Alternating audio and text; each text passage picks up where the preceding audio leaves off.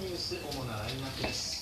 札幌市中央区で道路工事をしていた男性作業員が止まっていたトラックと乗用車の間に挟まれました。男性は意識不明の重体です。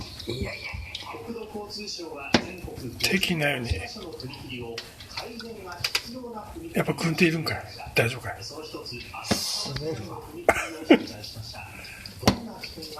ばあちゃん頑張れ。